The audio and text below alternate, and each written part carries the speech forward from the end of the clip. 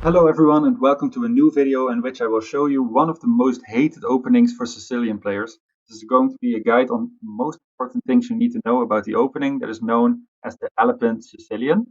And people playing the Sicilian with the black pieces want to go for an unbalanced game where there are a lot of tricky variations. You can see after e4 c5 that right now they create an imbalance right away, and it's already imbalanced because there's an asymmetry in the pawn structure, which also leads to very tactical and tricky variations that require a lot of tactical insight. The opening we are showing today gives white an advantage that is quite significant, but gets you less tricky variations. There's a lot less theory you will need to learn. Alapin variation starts with the move c3, and after c3 there's a lot of things that black can do. For example, he can play the move knight c6, which is the most common and probably not the best move to play. After that there's also the move knight to f6, and also d5 that we will cover in this video. I've made 3 sections. The first section is going to be on knight c6, the second one on d5, and the third one on knight f6. And for all these variations, I'm going to give you a repertoire that is solid enough to be able to play the opening without any mistakes. So let's dive right into the first section. The first theory we're going to study is after the move knight to c6.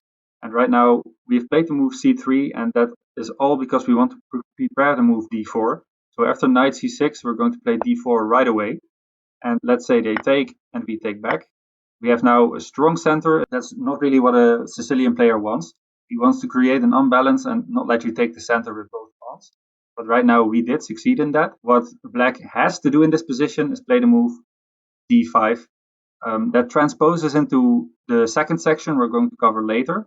But right now, if they don't play d5, we're going to have a quite significantly better position, because after, for example, d6, we're going to be able to play the move d5 ourselves. And the golden rule in the Alapin Sicilian is when you are able to play the move d5 attacking the knight, you always shoot and you always have a better position. For example, if we do it right now and he moves to e5 with the knight, we can play the move f4 right away, and we are bullying this knight all over the board. And right now, look at this pawn center. It's going to be very difficult for black to create any play. Now you can play, for example, the move knight c3. Afterwards, we develop both our bishops to d squares. And this is just going to be a very solid opening where you have a lot of space and black will be very much inclined to make mistakes. Now that we've taken a look at d6 in this position, we're going to also take a look at e6. e6 is less bad for black, but still it doesn't give you a good position.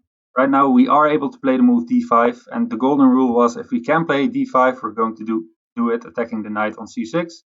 Right now if they take and we take back, and for example they play the move knight to e7, they're already in big trouble, because we can play the move d6 with tempo attacking the knight, and if they move back to c6, we have to check queen e2, and right now some piece is going to be captured because they have to block with something, and every piece that they block with, we can just take it with the pawn.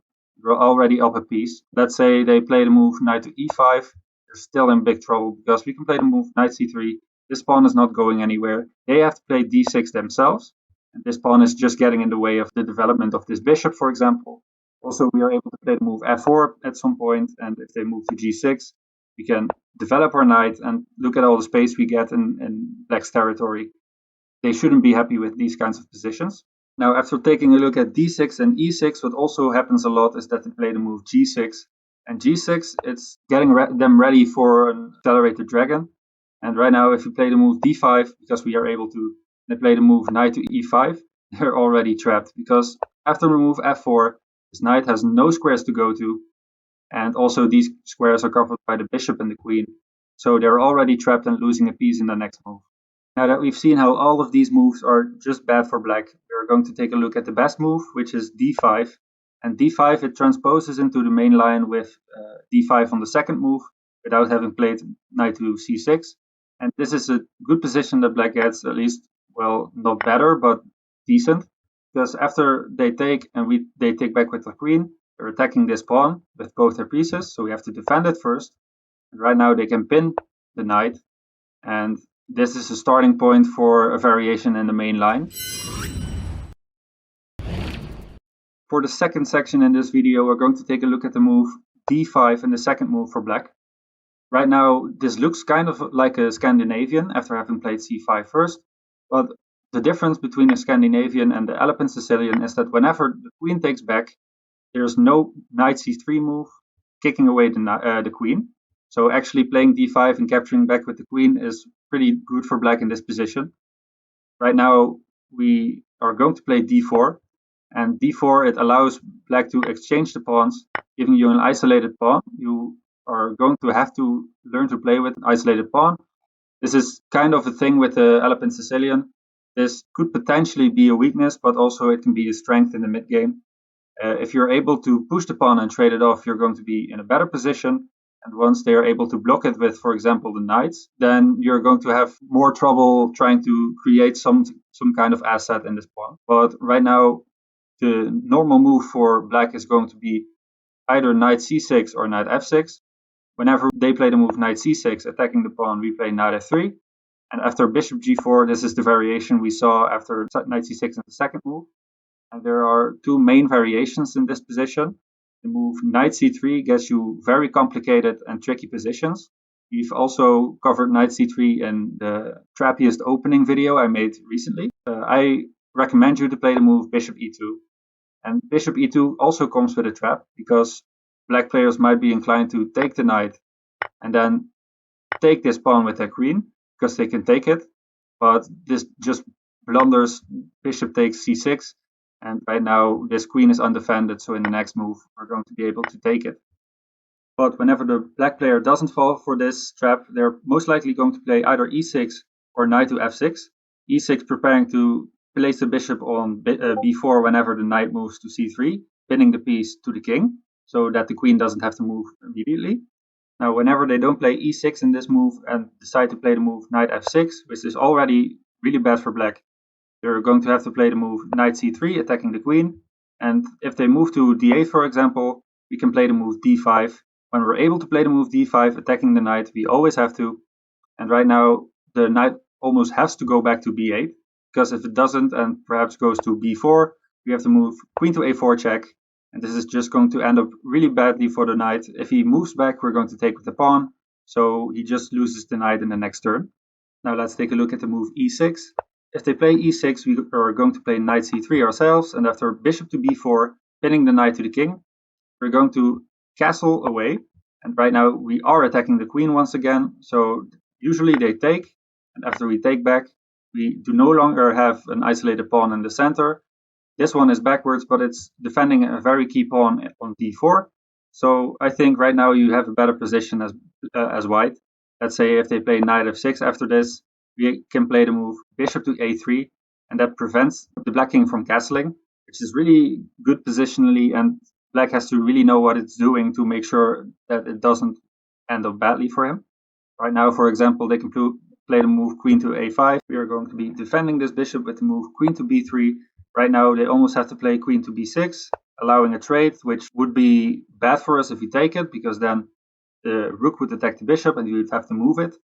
But we don't have to do anything. The queen is defended by the pawn on a2, and whenever we take back on b3, we're going to have 3 solid pawns on the queen side, which are going to be very dominant in the center. Now for the last section, we're going to take a look at the move knight to f6, which is probably the most played by players of a master level, because right now after we play the move e5, they're going to be able to move the knight to d5. And the main line for this position is going to be d4, but I'm going to recommend a different line for you that's a little bit offbeat, but still very good, and you get an attacking position mostly. It's playing the move knight f3 without connecting the pawns on the dark squares, because right now if they, for example, play knight to c6, we're going to play bishop to c4, and this is after they play knight to b6, and we play bishop to b3. This is called the Stolz attack. And the Stolz attack really gives white good positions. For example, right now they can play the move c4. After that, we move the bishop to c2, getting it to an active diagonal. And there's a lot of things that we have to discuss in this position. The first thing we're taking a look at, which is played most in these kinds of games, is the move queen to c7. And queen to c7 attacks this pawn in the center. And for a very long time, when the computers weren't there, the main line was to play the move queen to e2, which would defend the pawn, and after that you would be able to castle.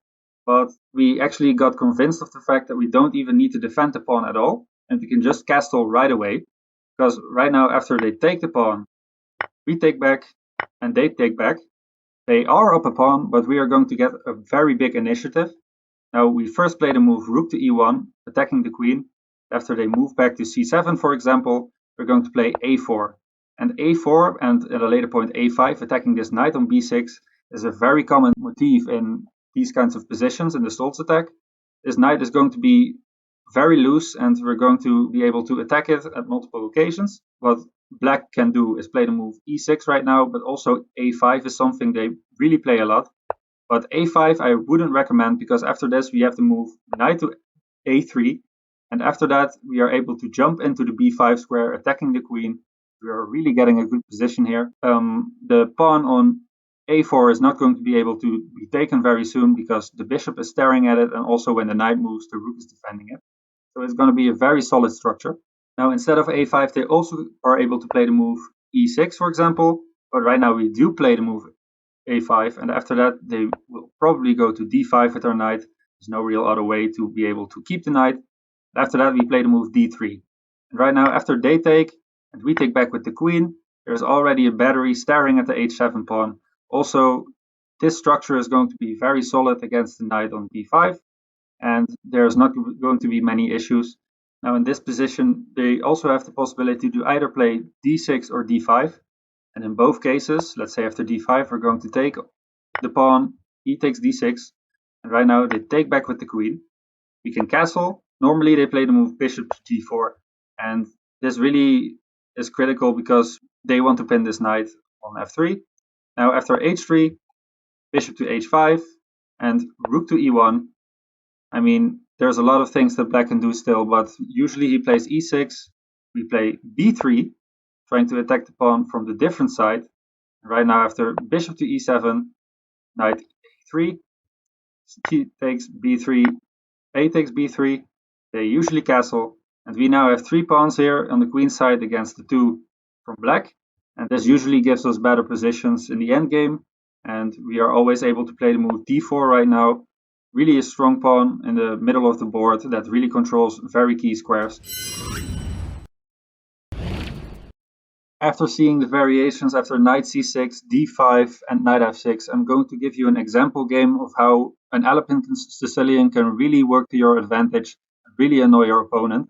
This game was played by me a couple of months ago, and I wanted to show you this one because it was really showing you the power of the Alapin. In this game he played the move d5, and after e takes d5, queen takes d5, I played the move d4. He didn't take and create an isolated pawn. He first played the move knight to c6. Right now I play the move knight f3, and he plays the move bishop g4. This kind of looks like the variation we saw, but this is without the exchange of c-pawns. I play the move bishop e2 anyway. He plays e6, and now I castle, and he plays the move knight to f6, just developing pieces normally. Now in this position I played somewhat of an uncommon move, which is the move knight a3, which is threatening to go to b5, which threatens to fork the king and queen. So whenever they take the pawn on d4 in this position, I play the move knight b5, and after that, when the queen moves, I will try to take with the knight. This gives a 3-on-2 on the queen side, which should be advantageous in the endgame. This didn't happen though, and instead of taking, he decided to play the move a6, which prevents me from going to b5. But right now I jump into c4, which has another trick to actually jump into the b6 square, forking the rook and the queen. After this, he plays the move queen to d8, covering the b6 square, and I decide to play the move knight e3. Knight e3 attacks the bishop, so he plays it on h5. And after this, I play the move knight e5, which I found really cool, because after this, he exchanges bishops. You might think, well, now you're in trouble, because after c takes d4, the knight is attacked, and also this knight is attacked. But in this position, I first take the knight. After they take back, I play the move rook to d1, which doesn't allow for him to take either of these pieces, because the rook is staring at the queen whenever he takes something. Now he plays the move c5, which is pretty good. And after c takes and c takes, I play the move knight to f5, which attacks the pawn and also can't be taken because the pawn is pinned to the king because the queen is attacking it. He plays the move g6, which was an inaccuracy, I think, because right now he could have played the move bishop to c5, which would defend the pawn, but it's still not really good for black, because after that I can play the move bishop to e3, once again making use of the fact that the pawn can take because the queen is attacked. In this position, he played g6 though, which made me able to take the pawn and threaten all kinds of discoveries because the queen is in the line of the rook. Now placed the queen on a5. I really think he should have placed it on b6, because right now I could play the move knight takes e6, and he already saw that he was in big trouble, because after this, whenever he takes and I take back, and he plays bishop e7 for example, I can just play the move rook to e1, lining up to attack this bishop, which can't move away. Castling right now becomes unavailable, and also I can just pile up the pieces to attack this bishop. So instead of taking, he decided to play the move bishop e7 first, so that whenever I moved the knight away, there was no check from the queen. And after this, I play the move bishop to g5, defended by the knight, so the queen can take. And after f takes e6, I take the knight on f6, and he once again knows that whenever he takes and I take here, he has to block, and whenever he does that, I can just line up the rook, and it's going to be very difficult for him to hang on. So he decided to play rook to f8 in this position, which is not the best move. I now play the move bishop to c3, and after queen to f5, threatening some sort of attack on the king, I played the move rook to d3, which really has the point to place it on the f-file and scare this queen away. And now he made the deciding blunder. He played the move king to f7, which just allows me to play the move rook f3, but now the queen can't even move away, and it's going to be very difficult for him to hang on. He resigned at this point, and it's just very visible how annoying the Alapin can be for a black player. I really hope you like this video about the Alapin Sicilian. I'm a big fan of the opening, so I hope I made you a fan as well. I really hope to see you guys in the next video. This opening video was kind of different than the rest, for example the road to 2200, but I think you really have something here, and you can, when you study this, really become a master at the Alapin Sicilian. So please leave a like if you liked the video, subscribe for more content, and I hope to see you guys in the next video. Bye bye.